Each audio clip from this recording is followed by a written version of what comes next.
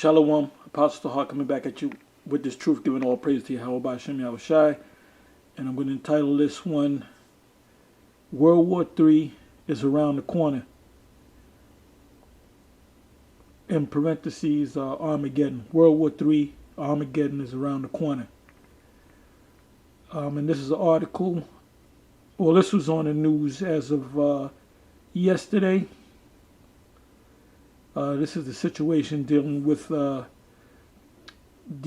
report that the leader of Assad, the leader of or president of Syria, used chemical warfare on his own people.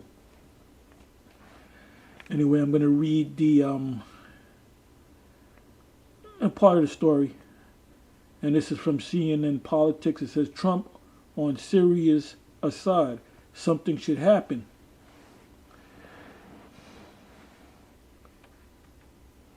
Bear with me for a minute. I just want to scroll down.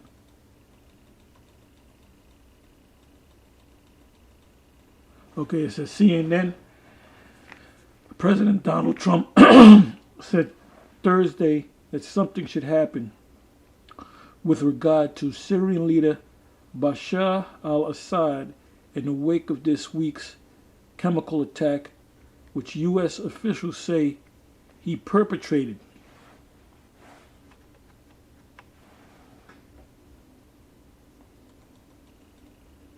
Just a few moments ago, the president landed in Florida. He did talk to...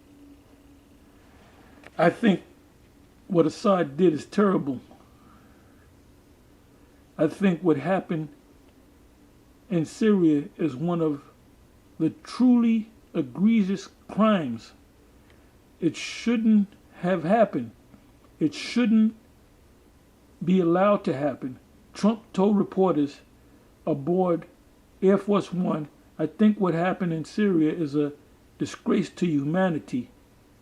He's there, and I guess he's running things. So something should happen. Yeah, that's war talk. Goes on to say Trump is expected to meet with his national security team later Thursday in Mar-a-Lago, according to a White House official. Defense Secretary James Mattis, also known as Mad Dog Mattis, I wonder why he got that name or nickname, will lead Trump through his available options, including what the potential consequences for military action could be. If the decision is made to strike, the U.S. military has warships and aircraft in the area ready to go. So you have this military hardware in the form of aircraft and warships ready to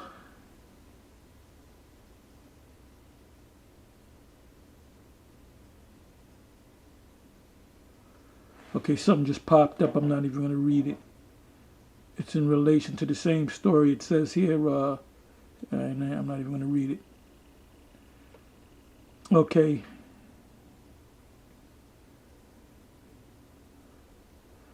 Okay, let me read that again. If the decision is made to strike, the U.S. military has warships and aircraft in the area ready to go. 2 U.S. Navy warships armed with Tomahawk cruise missiles.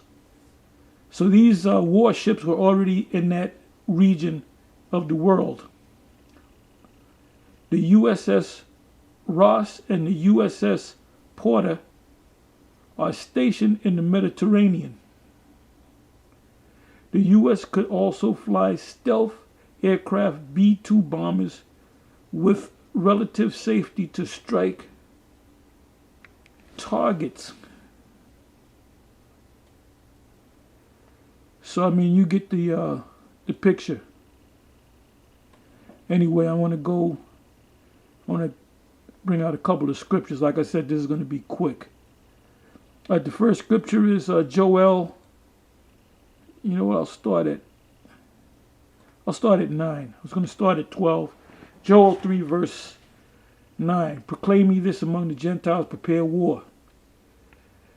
Wake up the mighty men. Let all the men of war draw near. Let them come up. Beat your plowshares, which are farming tools, into swords, which are the modern day sword is the missiles, the missile, or the ICBM missile, and your pruning hooks, another farming tool, into spears, and the modern day spear are also ICBM missiles. Let the weak say, I am strong. The weak is referring to the weaker nations, the third world nations that have been blessed, I would say, with nuclear military power. 11 verse. Assemble yourselves and come, all ye heathen nations. Now right here it's talking about nations, the various nations, and gather yourself together round about. Thither cause thy mighty ones to come down, O Lord. The mighty ones are the angels, because the angels are going to quarterback this thing and referee this thing. 12 verse. Let the heathen, the other nations, be awakened and come up to the valley of Jehoshaphat. Now the word Jehoshaphat is the Hebrew word. It's a compound word. Jehoshaphat, Yahweh Shaphat. Yahweh is the name of the Most High, and Shaphat means judgment. For there will I sit to judge. That's why the place is going to be called Yahweh's judgment, because he will sit to judge all the heathen, all the nations round about. Put ye in the sickle, for the harvest is ripe. Come, get you down, for the press is full. The fats overflow, for their wickedness is great. So we're at the very time. It's time to pick these pick these grapes and pick these fruit and pick this grain and when you take bananas off of a tree, when they're right before they're totally ripe, but they start to ripen, and you pick them off, you let them down, they ripen naturally off of the tree. If you let a fruit stay on the tree too long and it fully ripens, it falls off the tree and it can get damaged. You don't want to eat that piece of fruit. It says 14 verse, multitudes in the valley of decision, for the day of Yahweh is near in the valley of decision. But something has to happen before this takes place. So there might be a small scale war, an initial attack, and the UN might get involved and quell the whole situation. And Russia is backing the Syrians. So this is Ezekiel 38 chapter, taking place before your eyes. But like I said, the mark of the beast has to be made mandatory throughout the planet Earth before this thing can go down.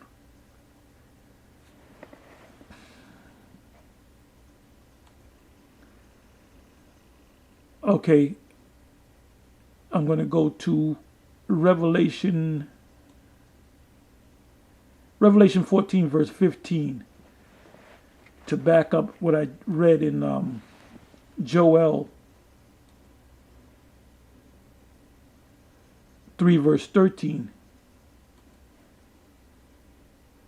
It says, and another angel came out of the temple, crying with a loud voice to him that sat on the cloud, which is Yahweh Shai, thrust in thy sickle and reap, for the time is come for thee to reap, for the harvest of the earth is ripe.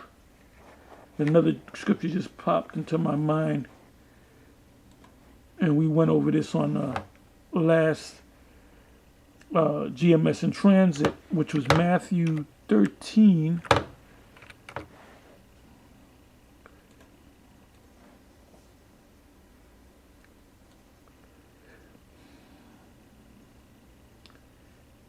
And I'm going to start at,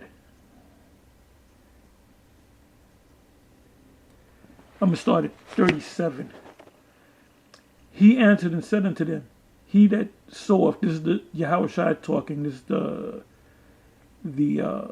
parable, this is a parable that he gave to them. He that soweth the good seed is the Son of Man. So we are the good seed, the children of Israel, the elect of the children of Israel. The field is the world. The good seed are the children of the kingdom. But the tares are the children of the wicked one.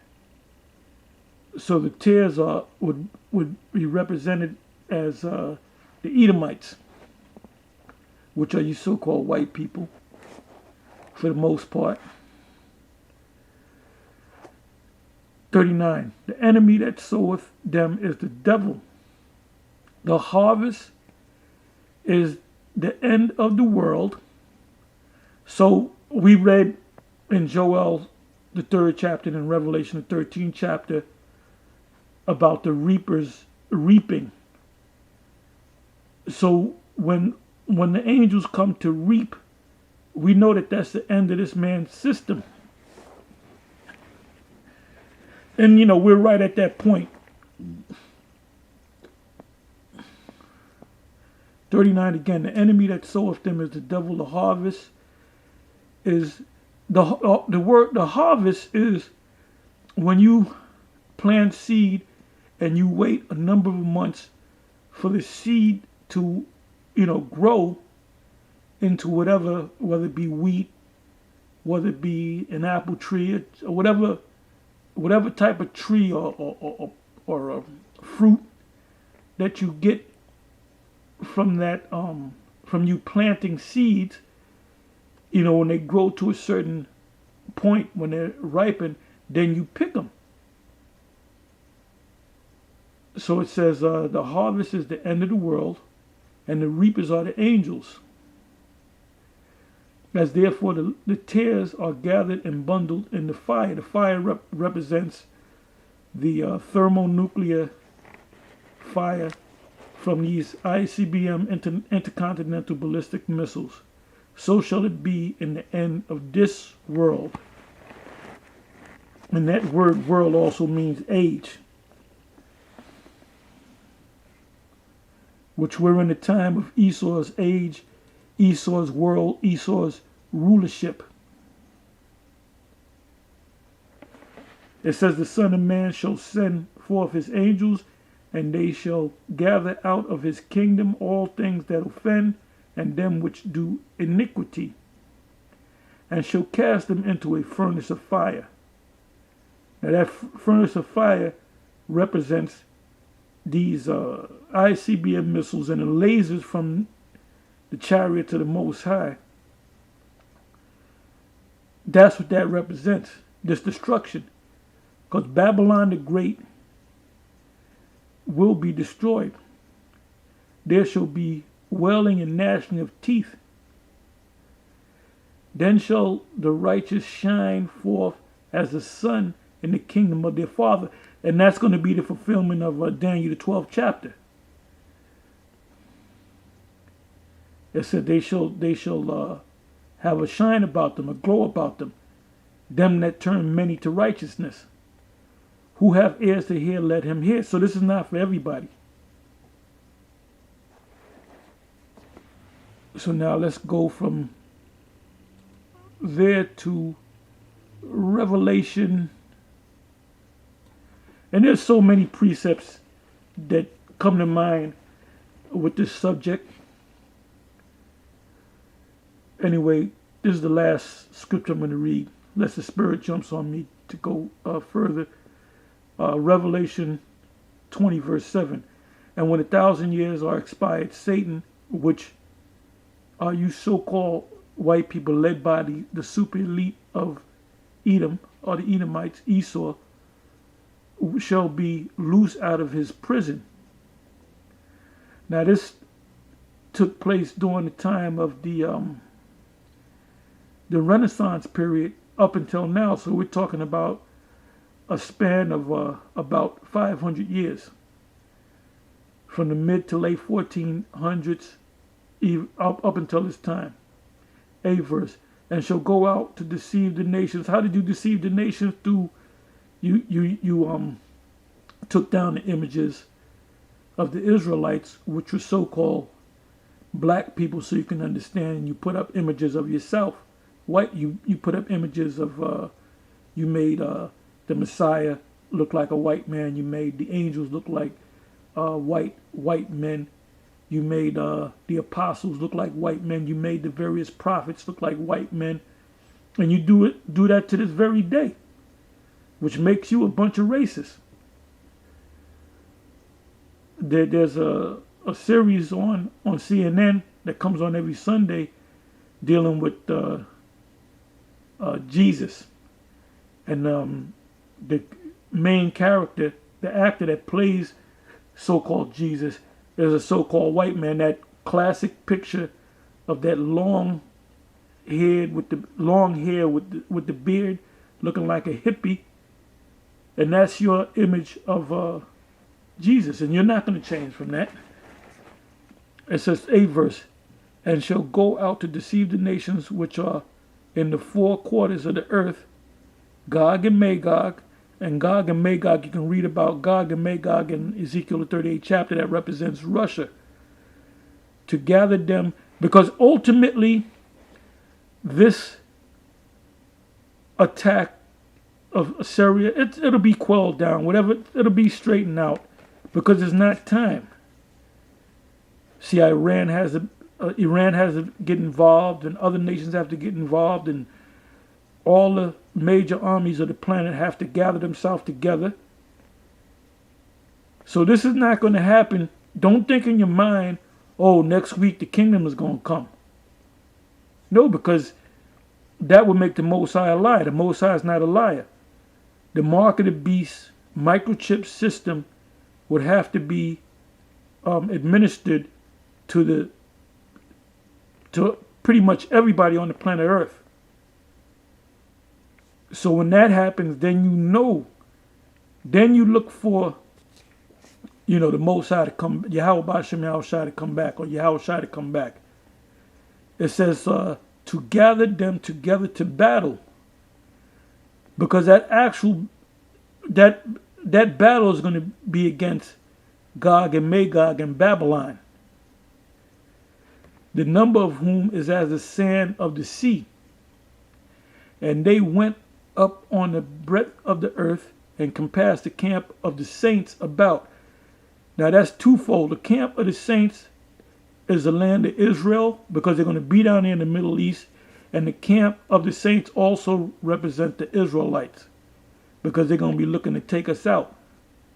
And the beloved city, we are the beloved city. That place currently known as Jerusalem, or the land of Israel, or Palestine, that is the beloved city of the Most High. But we are the beloved city of the Most High. And fire came down from the Most High out of heaven and devoured them. And the devil that deceiveth them, and that's you Edomites, starting with you elite, and the devil that deceived them was cast into the lake of fire. Now that doesn't mean there's an actual lake of fire, because these grape juice drinkers, these fake Christians, they actually believe that there's a place known as hell that you burn forever. So hell is going to look like a lake of fire, and the Most High is going to come down and take his giant hands and pick up people and throw them in the lake of fire. No, that's talking about these missiles being destroyed. I mean, these missiles destroying this place, this system. Isaiah the 13th chapter speaks about the whole land being destroyed. So that's what that means. This is nothing but parabolic talk. 10th verse again. And the devil that deceived them. How did the devil deceive us? Through those images, through his religion, through his fake Christianity.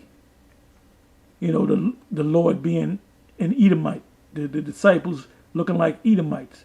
Moses looking like an Edomite. The prophets looking like Edomites. Isaiah, Jeremiah, Ezekiel, Obadiah, Joel, Matthew, Mark, Luke, and John looking like Edomites. So that's how they deceived us. And they deceived us through their system, their technological system. Because people are going to take that chip because they're going to be deceived into taking that chip. That's going to be the next step in this, I would say, the Internet of Things. Look that up. You know, that mark, that chip that's going to go in your hand or in your forehead or in your body, that's going to make your life even easier. You can have your money in there. You can have your keys in there. Because there's several videos of people with the mark of the beast waving their hand on their doorknob and the door just opening up. So when that comes to full light, you won't need a wallet. You go to a restaurant, the waiter comes along with a scanner, scans your hand, and the bill is paid. You hop in a Uber or a Lyft. There'll be a scanner up in there. You wave your hand, the bill is paid. So pretty much you can walk around with empty pockets. So the majority of the people on this planet, they're gonna accept this thing. They're gonna happily accept this system. Anyway, 10th verse. And the devil that deceived them was cast into the lake of fire and brimstone, where the beast and the false prophet are, and shall be tormented day and night forever and ever. Anyway, I'm gonna close, and you can see the prophecies coming to pass. You know, Habakkuk, the 2nd chapter. It says, "For it shall not tarry, it shall surely come." Well, we're in the time. You know, if you're thinking we're going to be here for another 40, 50 years, then you're really not on any type of level when it comes to these scriptures. And this is the time to tighten your belt and, get your mind right, man. And every Israelite man should be on fire about this truth. Anyway, with that, I'm going to say shalom. Giving all praises to Yahweh Shem Yahweh Shai.